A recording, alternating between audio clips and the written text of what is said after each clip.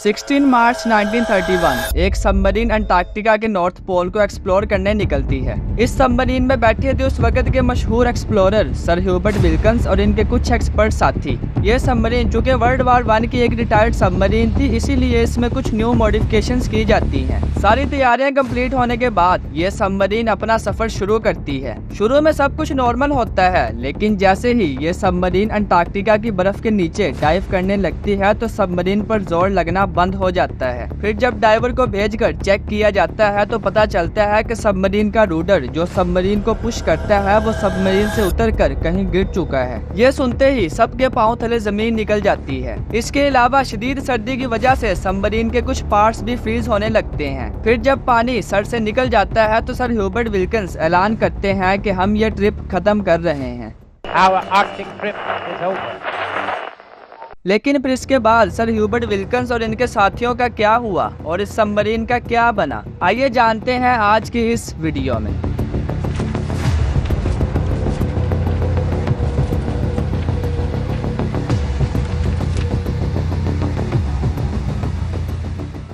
पिछली कई सदियों में लोगों ने अंटार्कटिका के इस नॉर्थ पोल को डिस्कवर करने की काफी कोशिशें की, जिसमें इन्होंने सबसे पहले शिप्स का इस्तेमाल किया जो स्पेशल बर्फ के ऊपर चलने के लिए बनाई गई थी। फिर डॉग्स और स्लेजेस की मदद से भी इसे एक्सप्लोर करने की कोशिश की गई और यहाँ तक के पैदल चलकर भी लोगों ने इसे एक्सप्लोर करने का सोचा, मगर सारे के सारे तरीके नाकाम रहे। लेकिन फिर 1926 में पहली बार एक नॉर्थ एयर शिप के जरिए नॉर्थ पोल को डिस्कवर किया गया, मगर वो भी बिना नॉर्थ पोल के ऊपर कदम रखे। इसीलिए इस सब को देखते हुए मशहूर एक्सप्लोरर सर ह्यूबर्ट विल्किंस ने पहली बार नॉर्थ पोल के ऊपर कदम रखने का फैसला किया और इसके लिए इन्होंने एक सबमरीन को मॉडिफाई करवाया। यह सबमरीन वर्ल्ड वार 1 की एक रिटायर्ड नॉटिलस नामी सबमरीन थी, जिसे उस वक्त के जाने माने नेवल आर्किटेक्ट साइमन लेक से मॉडिफाई करवाया गया। साइमन ने इस सबमरीन में ऐसी ऐसी मॉडिफिकेशंस कर डाली जो इससे पहले किसी और सबमरीन में नहीं की गई थी। इसने सबमरीन के अगले हिस्से पर स्टील और कंक्रीट की मोटी प्लेट्स लगा दी और साथ ही इसके अंदर एक हाइड्रोलिक इंपैक्ट अब्सॉर्बर भी लगा दिया, ताकि अगर बाई चांस सबमरीन किसी बर्फ के टीले से टकरा जाए तो वो इसको बर्दाश्त कर सके। और इस सबमरीन की छत पर भी स्लेजेस लगाई गई ताकि ये ऊपर से टच होने वाले बर्फ से भी सेफ रहे। फिर इस सबमरीन को अपनी बैटरी चार्ज करने के लिए ओशन से बाहर ओपन एयर में आना पड़ता, जिसके लिए साइमन ने इसमें ड्रिलिंग का सिस्टम ऐड कर दिया ताकि बर्फ में से ड्रिल करके बैटरी को चार्ज किया जा सके। इन सब मॉडिफिकेशंस के बाद यह सबमरीन पूरी तरह ओशन में जाने के लिए रेडी थी और फिर 6 जून 1931 को सर ह्यूबर्ट विल्किंस और इनके साथी फाइनली सफर की शुरुआत करते हैं। लेकिन वो जैसे ही ओशन में उतरते हैं तो एक समुद्री तूफान इनको घेर लेता है। इससे सबमरीन का बैलेंस बिगड़ने लगता है, मगर बड़ी मुश्किल से इसको कंट्रोल कर लिया जाता है। मगर फिर इस तूफान के बाद इस सबमरीन में मेजर इश्यूज आना शुरू हो जाते हैं। सबसे पहले इसका बिलिज पंप फेल हो जाता है, जिससे सीवेज का पानी सबमरीन में आने लगता है। फिर इस सबमरीन के स्टार्ट बोर्ड इंजन का एक साइलेंडर क्रैक हो जाता है और मजबूरी में इस सबमरीन को एजोर्स नामी आइलैंड पर रोक लिया जाता है। यहाँ पर इनको करीब एक हफ्ता स्टे करना पड़ता है, क्योंकि इसके जो पार्ट्स रिप्लेस करने थे वो यूएस से आने थे। फिर यहाँ से इसके पार्ट्स की रिप्लेसमेंट के बाद सर ह्यूबर्ट विल्किंस दोबारा से नॉर्थ पोल का रुख करते हैं। लेकिन अभी भी ये सबमरीन पूरी तरह से रिपेयर नहीं हुई थी, कुछ पार्ट्स में अभी भी इशू आ रहे थे। मगर विल्किंस ने इन इश्यूज को इग्नोर करते हुए सफर को जारी रखा और फिर एक हफ्ता लगातार सफर करने के बाद 15 अगस्त को फाइनली ये सबमरीन नॉर्थ पोल की बर्फ के करीब पहुंचती है और इसके 4 दिन बाद यानी 19 अगस्त को यह सबमरीन नॉर्थ पोल की बर्फ के साथ टच करती है। सब लोग सबमरीन से उतरकर इस नॉर्थ पोल को एक्सप्लोर करने लगते हैं। यह हिस्ट्री का एक ऐसा लम्हा था कि जब किसी इंसान ने पहली बार अंटार्कटिका के नॉर्थ पोल पर कदम रखा था। इनमें से कुछ एक्सपर्ट्स तो यहाँ की बर्फ को सैंपल के तौर पर अपने साथ ले लेते हैं। फिर यहाँ पर स्टे करने के बाद ये सबमरीन नॉर्थ पोल के अगले हिस्से की तरफ बढ़ती है और एक हफ्ते तक सफर करने के बाद ये सबमरीन 82 डिग्री नॉर्थ में पहुंच जाती है। मगर यहाँ पर भी सर ह्यूबर्ट विल्किंस के सर पर एक और मुसीबत आन पड़ती है। टेम्परेचर माइनस में होने की वजह से सबमरीन का बाहर वाला हिस्सा फ्रीज होना शुरू हो जाता है। अंदर का टेम्परेचर भी आहिस्ता आहिस्ता गिरने लगता है। अंदर बैठे लोगों में से कुछ को तो फूड पॉइजनिंग होने लगती है और कुछ ठंड से बचने के लिए इंजन के इर्द गिर्द बैठ जाते हैं। वो चाहते थे कि किसी तरीके से ये ट्रिप कैंसिल हो जाए। लेकिन विल्किंस इस ट्रिप को कंटिन्यू रखते हुए 22 अगस्त को सबमरीन को बर्फ के नीचे डाइव करने का कहते हैं। लेकिन जैसे ही सबमरीन डाइव करके कुछ मीटर्स तक आगे जाती है तो ये अचानक से रुक जाती है। किसी को कुछ समझ नहीं आती कि क्या हो रहा है। फिर जब डाइवर को भेजकर चेक किया जाता है तो एक हैरान कर देने वाली बात पता चलती है कि सबमरीन का रूडर उसके साथ है ही नहीं। अब उनके पास सिर्फ एक ही रास्ता बचा था कि बर्फ में से ड्रिल करके वहीं से बाहर निकला जाए। लेकिन जब ड्रिल को चलाया जाता है तो कुछ ही फीट ड्रिल करने के बाद ड्रिल मशीन भी जवाब दे जाती है। अब जब उनके पास कोई रास्ता नहीं बचता तो फाइनली सर ह्यूबर्ट विल्किंस इस ट्रिप को खत्म करने का ऐलान कर देते हैं।